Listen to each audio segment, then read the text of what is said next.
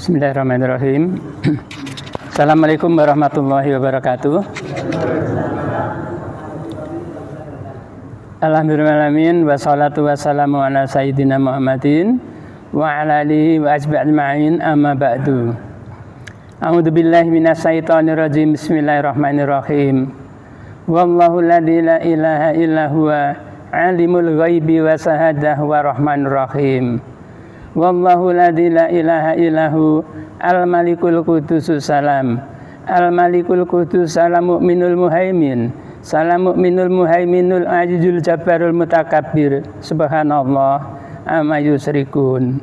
Wallahul khaliqul bari'ul musawwiru lahul asmaul husna yusabbihu lahu ma fis samawati wal ard wa huwal azizul hakim.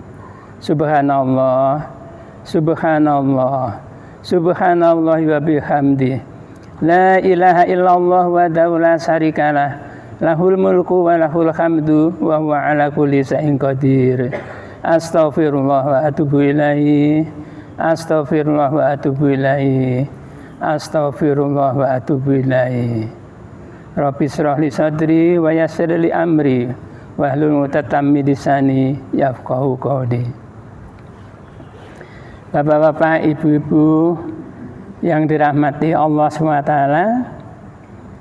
marilah pada pagi ini kita mengkaji bersama. Dan saudara-saudara kita saat ini sebagian perjalanan haji ke Mekah. Dan marilah pada pagi ini kita mengambil hikmah perjalanan ke Taif, mengambil hikmah perjalanan ke Taif. Yang pertama, marilah kita senantiasa bersyukur kepada Allah SWT. Sampai saat ini alhamdulillah kita diberikan kesehatan, yang itu merupakan satu rahmat yang besar dari Allah SWT. Dan kepada saudara-saudara kita yang menderita sakit, kita doakan mudah-mudahan Allah memberikan kesembuhan yang baik. Amin. Ibu dan bapak yang dirahmati Allah SWT, Allah SWT berfirman di dalam Al-Quran, yaitu yang menyampaikan bahwa Rasulullah itu mempunyai akhlak yang agung, khuluqul azim, mempunyai akhlak yang agung. Dan akhlak yang agung ini saat ini dirasakan yaitu di kota Taif. Jadi kota Taif yang sekarang itu adalah merupakan hikmah daripada akhlak agungnya Rasulullah. Jadi Rasulullah itu mempunyai akhlak yang agung, sidik, amanat, tabligh, fatonah. Ada satu lagi akhlak yang agung yang itu kemudian menjadi dasar sekarang ini berkembang kota Taif. Jadi kota Taif itu kira-kira 60 km dari Mekah. Jadi itu daerah pegunungan. Jadi antara pegunungan Asri dan Hadak. Jadi di antara dua pegunungan itu kota Taif. Bapak dan Ibu yang pernah diizinkan oleh Allah Ta'ala ke Mekah, baik itu umrah maupun haji, itu kemudian oleh tornya itu biasanya lalu kemudian juga disampaikan sampai ke kota Taif itu. Dan kota Taif itu udaranya kalau kita bayangkan di sini itu seperti antara Bandungan dan Kopeng. Antara Bandungan dan Kopeng. Jadi kira-kira sekarang ini suhu udaranya itu sekitar 26 derajat Celcius ke bawah, 24-26 itu. Padahal kalau di Mekah itu seperti di Semarang, bahkan lebih daripada Semarang, lebih daripada 32 derajat Celcius.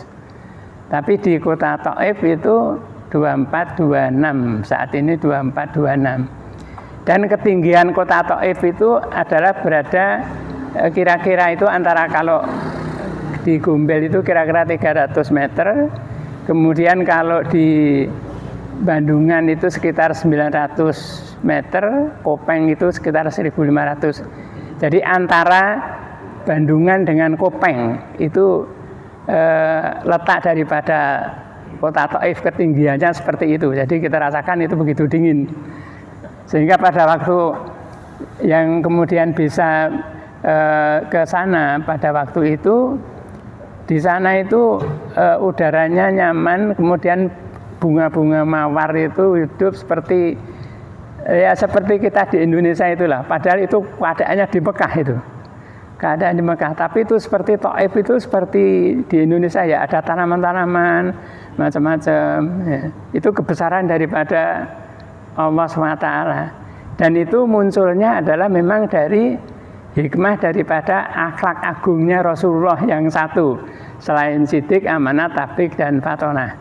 Nah, kemudian pada pagi ini kita akan mengambil hikmah daripada akhlak yang agung daripada Rasulullah yang satu itu, yang mengantarkan kemudian sampai ke kota Taif. Jadi pada Sirah Nabawiyah itu juga disebutkan di situ bahwa mula-mulanya kota Taif itu adalah pada waktu itu Rasulullah itu berdakwah ke Taif. Lalu kemudian pada waktu dakwah ke Taif itu mendapat satu perlakuan yang tidak baik dari kaum yang ada di sana, padahal mau mengajak ke dakwah itu. Lalu pada waktu itu istri Rasulullah, ya Rasulullah dalam keadaan sakit hatinya. Karena apa? Karena diusir daripada kota Taif pada waktu itu. Maunya berdakwah, tapi kemudian diusir dari kota Taif. Lalu kemudian pada waktu itu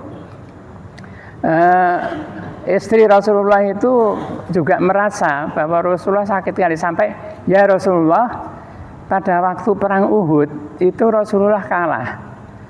Dan kemudian kekalahan itu membawa dampak yang sakit, baik fisik maupun kemudian hati pada waktu itu. Lalu istri Nabi itu bertanya bagaimana dengan pengusiran daripada Taif ini. Rasulullah menjawab bahwa itu jauh lebih daripada itu. Sakitnya itu jauh lebih daripada kekalahan pada perang Uhud. Rasulullah menyatakan demikian. Nah, oleh karena itulah pada pagi ini marilah kita mengambil hikmah apa akhlak daripada Rasulullah yang kemudian muncul pada kota Taif itu, keberadaan daripada kota Taif itu. Karena pada waktu kemudian Rasulullah itu diusir daripada Taif, di dalam perjalanan kemudian pada Sirah Nabawiyah itu, dalam perjalanan itu kemudian ada satu keadaan mendung. Ternyata itu kemudian Allah itu mengutus malaikat kemudian kepada Rasulullah, ya Rasulullah, seandainya engkau punya kehendak, Allah akan mengizinkan. Ya. Dan kalau engkau punya kehendak, di antara pegunungan Asri dan Hadda, tempat tinggal Taif itu, kalau itu kemudian dibenturkan dua gunung itu, diizinkan Allah dibenturkan, habis kaum musyrik Taif itu habis. Apa jawab daripada Rasulullah? Jawab dari Rasulullah, tidak. Saya tidak punya keinginan demikian. Karena saya menginginkan di antara keturunan mereka nanti akan ada hamba Allah yang takwa kepada Allah SWT. Jawaban Rasulullah demikian. Di antara keturunan mereka sekarang musyrik. Tapi di antara keturunan mereka, saya berharap ada hamba Allah yang nanti akan takwa kepada Allah SWT. Dan ternyata kemudian keadaan sekarang itu, kota Taif itu jadi kota yang takwa banyak. Bahkan pada waktu itu penduduknya juga sangat ramah-ramah dan kemudian juga taat pada Allah SWT.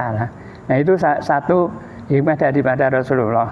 Nah kemudian nanti akhlak apa, akhlakul yang agung tadi, khuluqul azim tadi, itu akhlak apa yang kemudian menjadikan dasar daripada Rasulullah SAW itu. Ibu dan bapak yang dirahmati Allah SWT. Di dalam perjalanan Rasulullah SAW itu Allah SWT berfirman bahwa Allah mengutus Nabi itu adalah untuk menyempurnakan akhlak. Innama bu'itsu liutamima makarimal akhlak. Lalu kemudian ada satu hadis yang tadi disampaikan oleh HR Ahmad nomor 8939, itu bahwa Rasulullah diutus itu adalah untuk menyempurnakan akhlak. Innama bu'itsu liutamima makarimal akhlak. Ibu dan bapak yang dirahmati Allah SWT, di dalam Al-Quran surat An-Nur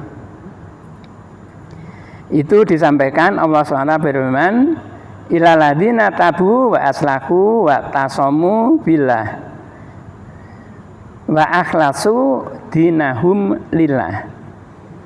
Nah ini nanti dalam surat ini sebagai satu dasar juga akhlak daripada Rasulullah SAW yang kemudian menjadi dasar tadi kota Taif tadi. Lalu kemudian juga banyak dasar-dasar yang lain, yaitu ada di dalam surat An-Nisa ayat 146, An-Nisa 147, lalu kemudian juga surat Al-Baqarah ayat 158. Itu yang menjadi dasar kemudian hikmah. Lalu apa akhlak daripada Rasulullah itu apa? Akhlak daripada Rasulullah kalau itu disebutkan di dalam Al-Quran, wa'fu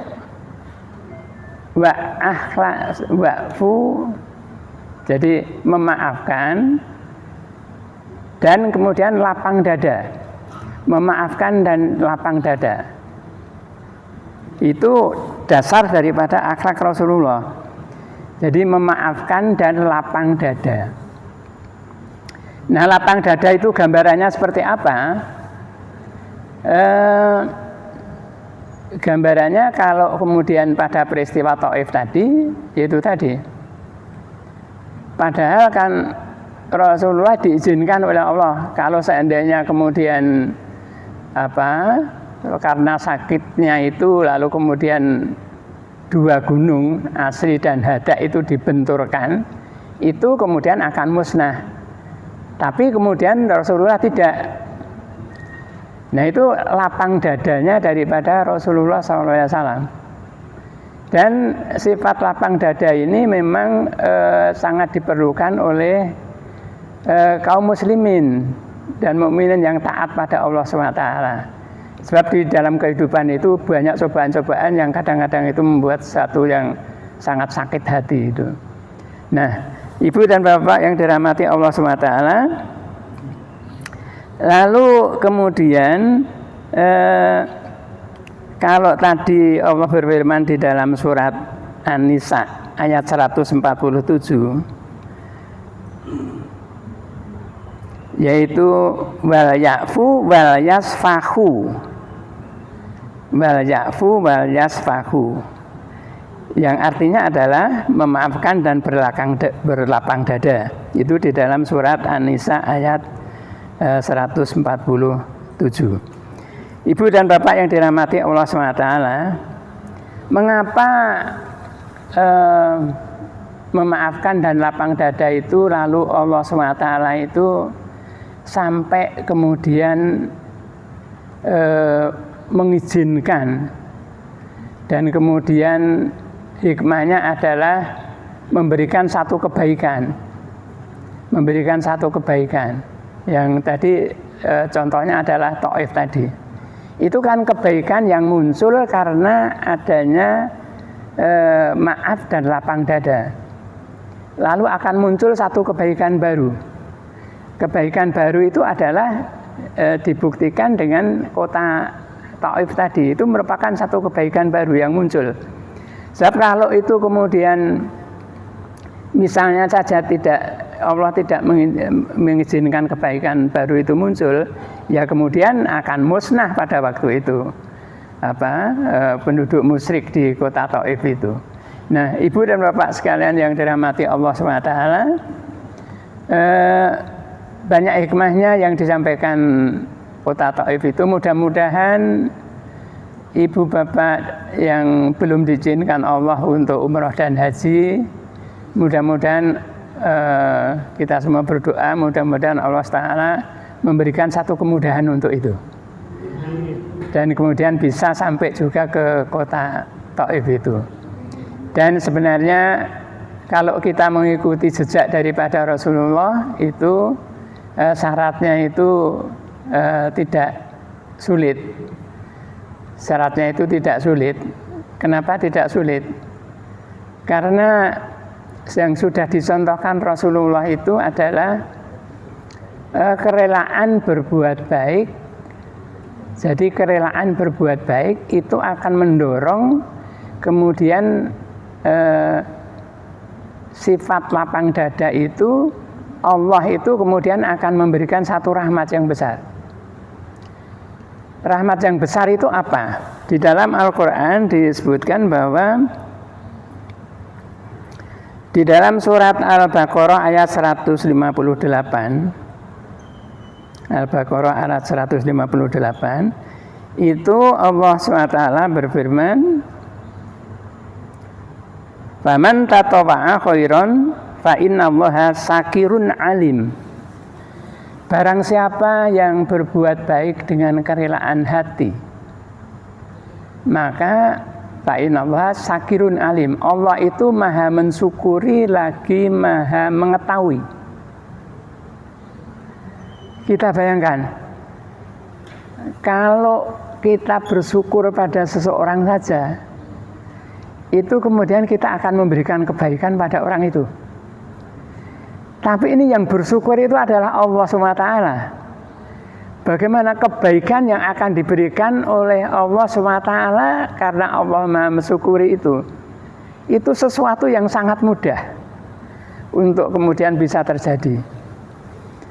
Nah, kemudian juga demikian. Jadi kalau kemudian di antara hamba Allah yang belum diizinkan untuk umrah maupun haji, ya kita mensuri taladani daripada Rasulullah tadi. Artinya di situ berbuat kebaikan dengan kerelaan hati. Nah, bagaimana kemudian bisa berbuat kebaikan dengan kerelaan hati? Nah, ini di dalam surat An-Nisa ayat 146 itu disampaikan bahwa berbuat baik dengan kerelaan hati itu adalah dengan syarat yaitu wa akhlasu. Disampaikan di dalam surat An-Nisa ayat 146 tadi. Wa akhlasu itu artinya adalah, jadi lengkapnya adalah wa akhlasu dinahum lillah. Artinya ikhlas di dalam menjalankan aktivitas agama daripada Allah SWT, agama yang dianut kepada Allah SWT. Jadi ada satu keikhlasan. Jadi kerelaan hati itu akan muncul kalau memang lalu kemudian ikhlas itu karena Allah. Jadi kalau kemudian kita berbuat baik kepada istri, atau istri berbuat kepada suami, lalu kemudian itu perbuatan itu didasarkan karena satu keikhlasan, Allah memerintahkan supaya suami berbuat baik pada istri, supaya istri berbuat kepada suami. Kalau itu dilaikan dengan keikhlasan tanpa motivasi yang lain-lain nanti. Tapi yang utama itu adalah kerelaan ikhlas karena itu menjalankan perintah daripada Allah SWT. Nah, insya Allah kemudian syakirun alim tadi. Jadi Allah maha mensyukuri dan maha mengetahui tadi akan muncul. Nah, kalau itu sudah muncul, rahmat Allah yang akan kemudian diberikan pada hamba Allah itu. Nah itu jadi yang pertama bahwa selalu apa yang dilakukan, kebaikan yang dilakukan dengan kerelaan itu dengan kerelaan hati. Dan kemudian yang kedua yaitu bahwa kerelaan hati itu didasarkan karena itu ikhlas, karena agama daripada menjalankan agama daripada Allah SWT. Nah itu yang kedua. Lalu kemudian kalau sudah kerelaan hati dan ikhlas, akhlasu dinahum lillah, apa kemudian sudah cukup demikian? Nah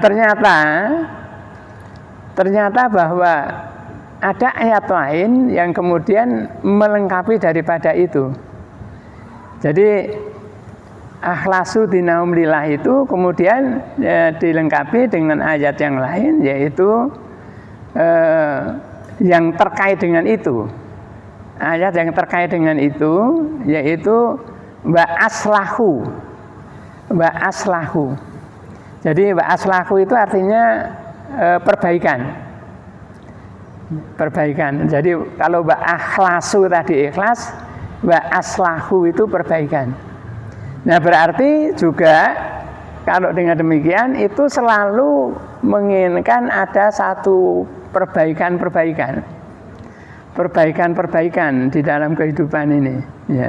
Ya kalau kemudian ya kadang-kadang kalau itu dalam satu keluarga itu kan kadang-kadang suami pernah menyakitkan istri kadang-kadang, kemudian dirasakan oleh istri, kok suami saya kok menyakitkan saya. Kadang-kadang juga begitu. Suami itu kadang-kadang merasa saya kok disakitkan oleh istri.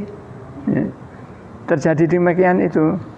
Nah lalu ya kembali kepada apa yang dicontohkan oleh Rasulullah tadi.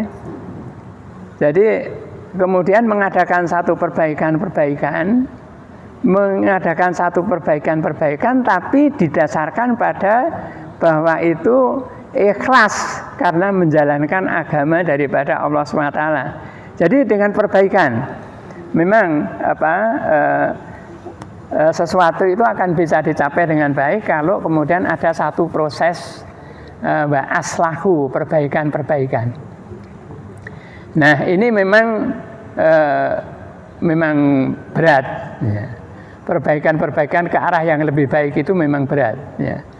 Dan itu dibuktikan tadi bahwa di Taif itu, lalu kemudian karena Rasulullah ikhlas tadi, lalu kemudian Allah memberikan satu jalan perbaikan. Sekarang ini kota Taif itu menjadi idaman itu. Jadi kita bayangkan kalau kemudian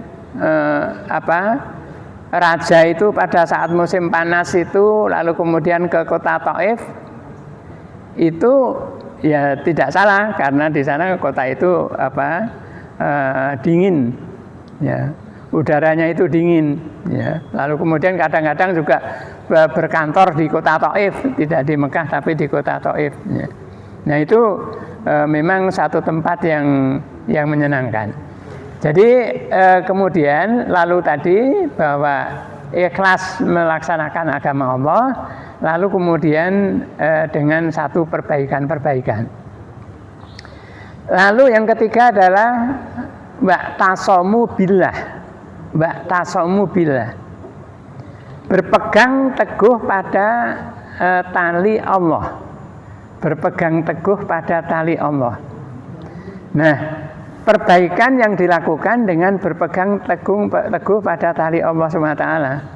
Nah kalau kemudian berpegang teguh pada tali Allah, itu berarti melakukan sifat-sifat yang itu dianggap akhlak yang baik. Jadi sifat jujur, kemudian sifat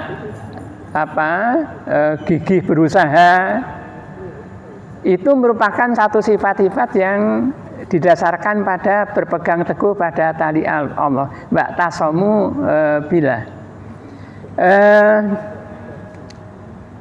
Ada di dalam Al-Quran Allah SWT berfirman, A'udzubillahi minasyaitonirrajim. Bismillahirrahmanirrahim. Walladzina jahadu fina lanahdiyanahum subulana. Innallaha ma'al muhsinin. Yang artinya adalah walladzina jahadu fina. Orang yang bersungguh-sungguh lanahdiyanahum subulana. Maka Allah akan memberikan satu jalan. Nah, berarti kalau sudah dengan perbaikan itu lalu kemudian dengan sungguh-sungguh upaya yang dilakukan itu dengan sungguh-sungguh. Jadi kalau misalnya itu kemudian pengen ke kota Taif ya, kemudian tujuannya umroh, tapi nanti kemudian mampir ke kota Taif, kemudian haji nanti mampir ke kota Taif, ya itu mohon pada Allah SWT. Allah itu maha mensyukuri. Tapi memang tadi lalu kemudian Allah juga berfirman bahwa hamba itu juga harus sungguh-sungguh kalau mempunyai satu keinginan untuk mencapai itu. Nah, kalau kemudian sungguh-sungguh itu hasilnya itu diserahkan pada Allah SWT. Allah yang maha terbaik. Kapan akan mengabulkan hambanya itu Allah itu adalah yang terbaik, yang tahu. Ya, kalau kita manusia kan pengennya cepat-cepat itu. Ya, kalau kemudian haji ya pengen cepat-cepat bisa melakukan haji itu. Ya. Pengen umrah yang belum diizinkan umrah ya pengen cepat-cepat kemudian umrah itu.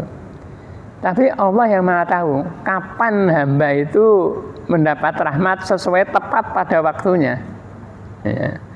Itu kapan? Itu Allah yang maha tahu. Jadi sesudah tadi berpegang teguh pada perbaikan, berpegang teguh pada Allah, ya kemudian diserahkan Allah kapan itu kemudian Allah akan mengizinkan untuk sampai ke sana. Tapi insya Allah pada saatnya Allah akan mengizinkan itu.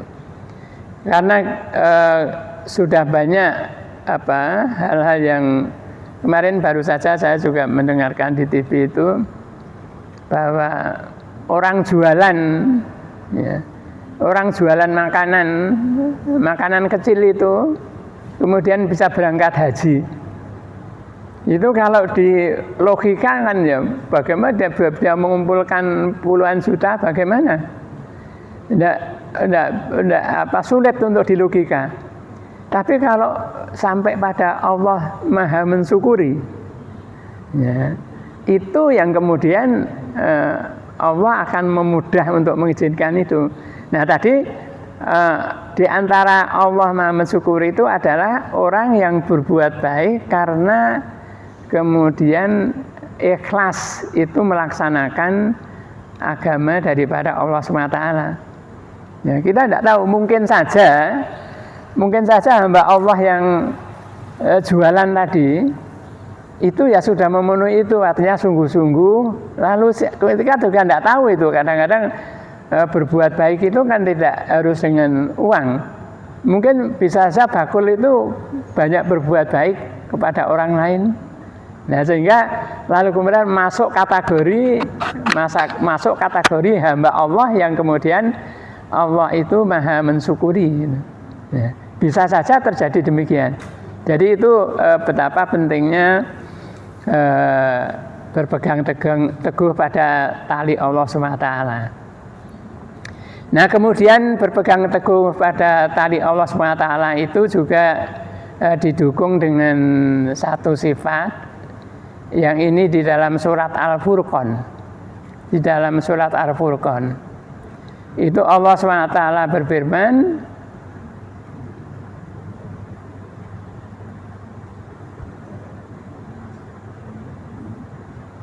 Waladzina yamtuna alal ardi hauna. Waladzina yamtu alal ardi hauna. Yaitu orang-orang yang berjalan di muka bumi dengan rendah hati. Orang yang berjalan di muka bumi dengan rendah hati. Ini akan mendorong kepada sifat lapang dada. Artinya apa? Artinya bahwa dia tidak bersifat sombong. Tidak bersifat sombong. Misalnya sifat merasa lebih tahu itu sudah termasuk sifat-sifat yang sombong itu. Ya. Jadi dengan rendah hati itu akan mendorong tadi sifat lapang dada tadi. Itu termasuk wa'tasamu billah, berpegang teguh pada tali Allah SWT. Lalu kemudian juga sifat yang ini sering disampaikan, yaitu hikmah daripada puasa. Hikmah daripada puasa itu lalu kemudian Allah SWT akan memasukkan menjadi orang yang bertakwa. Orang yang bertakwa itu yang bagaimana? Yang masuk dalam kategori akhlak mulia ini adalah orang yang bisa menahan marah. Orang yang bisa menahan marah, selain memaafkan kepada orang lain, tapi yang bisa menahan marah. Nah, sifat menahan marah ini juga mendorong tadi dadanya itu lapang, dadanya itu tidak sempit. Nah, jadi bagaimana? Memang sulit sekali. Kadang-kadang apa bisa ya manusia itu tidak pernah marah, ya tidak bisa. Kalau manusia itu kadang-kadang marah itu. Lalu padahal kan yang orang yang takwa itu yang bisa menahan marah. Lalu bagaimana? Ya marah toh. Tapi kalau sampai marah itu jadi ucapan saja. Tapi jangan sampai marah di hati. Jangan sampai kemudian marah itu dimasukkan di hati. Sudah di mulut saja lah. Di mulut saja, tapi ya apa pura-pura marah atau apa itu, atau tidak bisa menahan itu. Tapi kalau masih di mulut, tapi kalau itu sudah di hati itu yang berbahaya itu. Kalau marah itu sampai di hati itu yang berbahaya. Dan itu memang harus ditahan betul. Jangan sampai kemudian marah itu sampai marah ke hati. Ya ucapan saja ya manusiawi kadang-kadang itu kemudian marah. Nah itu satu sifat yang kemudian akan mendorong kepada lapang dada. Jadi bersungguh-sungguh, kemudian bisa menahan marah, memaafkan orang lain. Ibu dan bapak yang dirahmati Allah SWT. Nah, inti daripada apa yang kemudian tadi akan menjadi Allah mengabulkan harapan itu adalah kalau Allah itu sudah, Allah SWT itu sudah firman-Nya tadi bahwa Allah itu maha mensyukuri.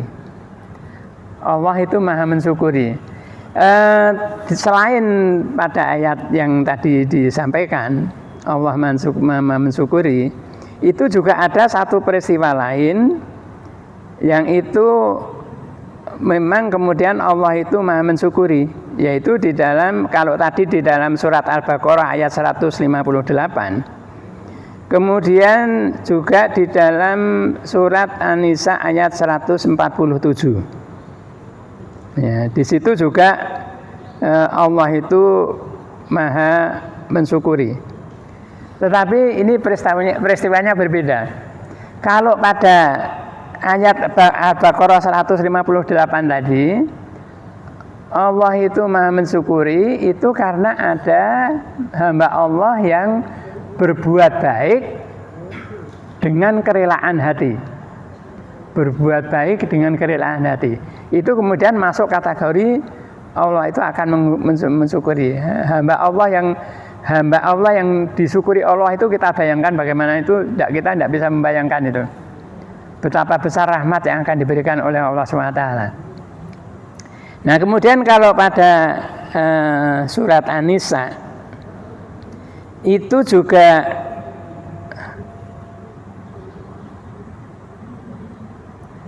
Allah berfirman pada akhir daripada ayat, bahkan Allahu sakirun alima.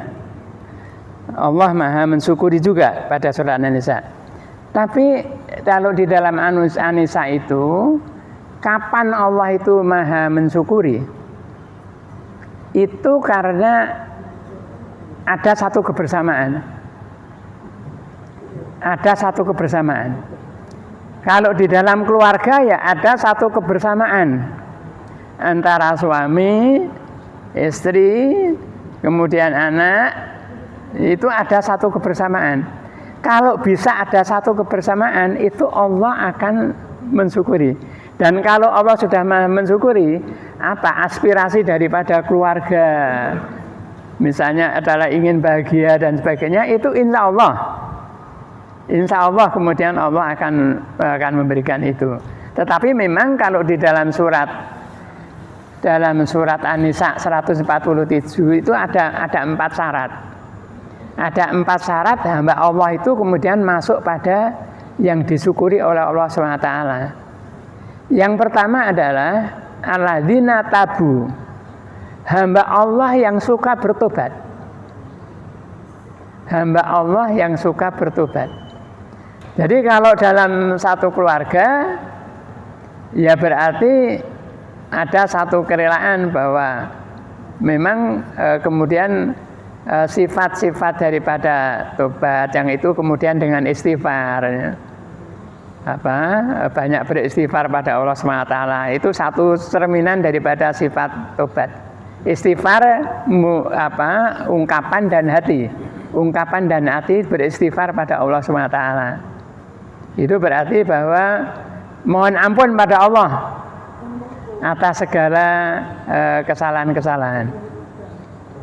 Sehingga dan ini Allah SWT sudah memberikan satu pedoman di dalam Al-Quran. Pedoman di dalam Al-Quran, dan ini sudah sering kita sampaikan doa ini. Ya Allah, janganlah kami Engkau berikan beban yang tiada kuasa kami memikulnya. Ya Allah, janganlah kami Engkau hukum manakala kami lupa atau bersalah. Ya Allah, janganlah kami Engkau berikan beban yang tiada kuasa kami memikulnya. Itu ungkapan-ungkapan yang Allah SWT menunjukkan di dalam firman-Nya untuk selalu doa itu diungkapkan oleh hamba-Nya. Jadi beristighfar, lalu kemudian diikuti dengan satu doa, mudah-mudahan tidak dicoba dengan cobaan yang berat, mudah-mudahan tidak dihukum manakala lupa bersalah. Kadang-kadang sesuatu yang dirasa menyakitkan itu kadang-kadang juga kesalahan diri sendiri, ya. Tapi kadang-kadang juga itu karena kesalahan orang lain kok. Munculnya sesuatu yang tidak menyenangkan ini karena kesalahan daripada orang lain. Nah, insya Allah kalau kemudian doa-doa tadi disampaikan, itu kemudian Allah akan memberikan petunjuk di dalam hatinya untuk kemudian bisa berlapang dada. Jadi yang pertama adalah tabu, orang yang bertobat. Kemudian kebersamaan yang kedua, syarat kebersamaan yang kedua adalah wa aslahu, yang tadi disebutkan, perbaikan. Saya sudah bertobat, lalu kemudian mengadakan perbaikan-perbaikan. Tobat yang tidak diikuti perbaikan itu tidak sesuai dengan firman daripada Allah SWT. Karena tabu, kemudian wa aslahu, ya. Lalu kemudian yang ketiga adalah, ya kalau kebersamaan itu dalam satu tali yang sama, kebersamaan itu diikuti dalam tali yang bersama. Ya kalau kemudian berpedoman pada Quran, ya semua berpedoman pada Quran. Kalau kemudian dengan hadis, ya kemudian semua dengan hadis. Itu. Jadi wa tasamu billah itu yang keempat. Yang ketiga. Yang keempat, kebersamaan itu adalah dengan tadi wa akhlasu dinahum lillah, ikhlas menjalankan agama Allah. Apa saja yang dilakukan itu diniatkan ikhlas menjalankan agama Allah. Apa saja yang dilakukan yang merupakan sesuatu yang baik itu diniati dengan itu. Ya, diniati dengan itu. Nah kemudian dalam rangka bisa bersifat lapang dada, marilah kita di dalam praktek kehidupan sehari-hari itu orang itu bisanya hanya berkehendak, tapi kemudian kehendak itu akan sampai atau tidak itu adalah Allah SWT yang mengizinkan. Dan kita bersama itu bisanya hanya berusaha. Tetapi kemudian tadi sifat daripada sungguh-sungguh, kalau Allah tadi memberikan jalan, siapa yang bersungguh-sungguh Allah akan membuka jalan kemudahan. Lalu prakteknya bagaimana dalam kehidupan sehari-hari? Apa yang harus kita lakukan? Nah, supaya pengawasan itu melekat, pengawasan yang berlangsung secara otomatis itu melekat meskipun kita sudah berusaha, itu memang kemudian ada hal-hal yang itu praktek yang marilah kita lakukan secara bersama. Yaitu yang pertama adalah gantung wudu. Yang pertama gantung wudu. Dalam keadaan apapun dan dimanapun, marilah kita selalu dalam keadaan wudu. Itu insya Allah kita berpegang teguh pada tali Allah SWT. Ya. Banyak peristiwa-peristiwa yang itu kemudian akan terjerumus. Tapi kalau ada dalam keadaan wudu, Allah membantu. Allah membantu hamba itu untuk tidak terjerumus. Ya. Sehingga pernah ada yang menyampaikan itu, menyampaikan pada seorang pemimpin, ya, sebaiknya jangan mengambil keputusan kalau tidak dalam keadaan wudu. Jangan mengambil keputusan kalau tidak dalam keadaan wudu. Yang itu keputusan yang terkait dengan orang lain.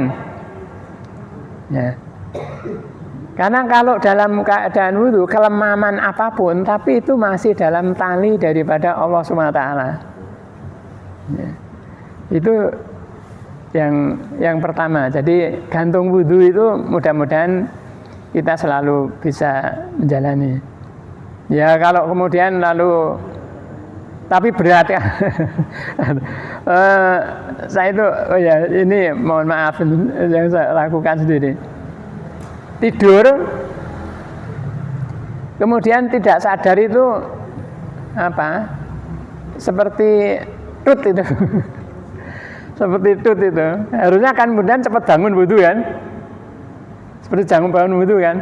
Tapi tidak. Enggak, karena apa? Karena sudah terlelap atau apa itu ya tetap tidur saja. Ingat toh, mau ke kamar nanti malah berusaha tayamum. Mudah-mudahan ini sebagai ganti wudu. Ternyata apa dampaknya? Dampaknya ternyata sama saja tidak seperti berwudu. Itu artinya mimpi itu udah mimpinya enggak karuan itu. Tidur itu mimpinya enggak karuan gara-gara itu. Ya pada waktu wudu itu mimpinya kok ya alhamdulillah mimpinya baik-baik saja itu. Tapi pada waktu kemudian tidak bangun, kemudian pura-pura tayamum, ya, dampaknya ternyata kok ya enggak seperti wudu itu. Nah itu memang mudah-mudahan itu yang pertama gantung wudu. Kemudian yang kedua untuk lapang dada itu ini berat. Ya terutama untuk yang masih aktivitas itu ini berat, yaitu puasa 3 hari dalam 1 bulan. Ya. Karena Rasulullah bersabda 3 hal yang kemudian diutamakan itu adalah salah satunya adalah puasa dalam 3 hari. Memang ada witir sebelum tidur. Ya, witir sebelum tidur. Lalu kemudian puasa 3 hari dalam 1 bulan itu. Nah, ini juga tidak mudah itu. Ya, memang ada puasa Senin kemudian Kamis. Ada puasa Senin kemudian Kamis, yang bisa menjalani alhamdulillah itu. Kalau Senin Kamis kan itu sebulan sudah berapa kali itu. Tapi kan tidak masuk kategori tengah bulan. Tidak masuk kategori tengah bulan. Padahal kalau mengambil yang tengah bulan 13, 14, 15 itu alasannya macam-macam saja itu berat itu.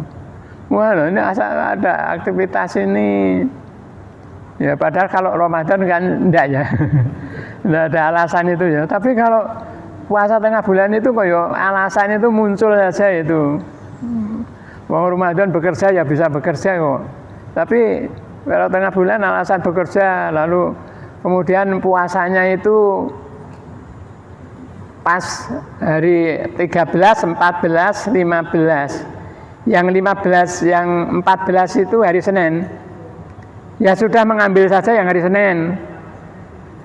Mengambil saja yang hari Senin, diniati itu puasa Senin dan puasa tengah bulan. Apa boleh? Ya ternyata yang afdol itu ya 13, 14, 15, tapi boleh ternyata. Yang 14 itu mengambil puasa diniati Senin, tapi kemudian diniati juga tengah bulan. Boleh. Nah kemudian 2 hari yang lain, nah silakan nanti dilengkapi. Apa dilengkapi pada waktu kemudian bersamaan dengan Senin apa Kamis. Tapi 3 hari itu dapat. Dan niatnya tengah bulan itu juga dapat. Nah ini mudah-mudahan kita juga bisa menjalani ini. Jadi puasa tengah bulan itu karena sesuatu yang utama yang itu melalui Rasulullah Allah SWT itu mengutamakan itu puasa tengah bulan. Hikmahnya juga insya Allah besar. Ya, dalam rangka tadi untuk kemudian bisa bersifat berlapang dada tadi, praktek-praktek yang bisa kita lakukan adalah tadi melalui gantung wudhu, lalu kemudian puasa. Selain upaya-upaya lahiriah yang kita lakukan, tapi itu yang berpegang teguh pada tali Allah SWT. Insya Allah kita dalam pengawasan dan kendali daripada Allah SWT. Mudah-mudahan demikian. Mudah-mudahan kita semua selalu dalam kendali dan pengawasan daripada Allah SWT. Ibu dan Bapak yang dirahmati Allah SWT, tidak banyak yang saya lakukan. Marilah kita tutup pertemuan ini dengan kita berdoa pada Allah SWT. A'udzubillahi minasyaitonirrajim. Bismillahirrahmanirrahim. Wallahu alladzi la ilaha illa huwa alimul ghaibi wa syahadah wa rahmanur rahim. Wallahu alladzi la ilaha illa huwa al-malikul qudusus salam. Al-malikul qudus salam mu'minul muhaimin. Salam mu'minul muhaiminul aziz jabarul mutakabbir. Subhanallah amma yusyrikun. Wallahul khaliqul bari'ul musawwiru. Lahul asmaul husna. Yusabbihu lahu ma fis samawati wal ardi wa huwal azizul hakim. Ya Allah, Rabbi shrah li sadri wa yassir li amri wahlul 'uqdatam min lisani yafqahu qawli. Ya Allah, lapangkanlah dada kami ya Allah. Mudahkanlah urusan kami ya Allah. Subhanallah. Alhamdulillah, la ilaha illallah, wallahu akbar. Ya Allah, dalam perjalanan kehidupan ini, janganlah kami Engkau hukum manakala kami lupa atau bersalah, ya Allah. Ya Allah, janganlah kami Engkau berikan beban yang tiada kuasa kami memikulnya. Ya Allah, berilah kami kekuatan, ya Allah, untuk mempraktekkan apa perintah-perintah dari-Mu, ya Allah. Berilah kami kekuatan untuk senantiasa bisa berpegang teguh kepada tali Allah SWT. Berilah kami kekuatan untuk bisa melaksanakan praktek-praktek gantung wudhu. Berilah kami kekuatan untuk bisa melaksanakan puasa-puasa sunnah, terutama puasa 3 hari. Ya Allah, Engkau maha pengampun, maha penyayang. Fa innallaha syakirun alim. Engkau maha mensyukuri ya Allah. Masukkanlah hamba kami semua ke dalam hamba yang Engkau syukuri ya Allah.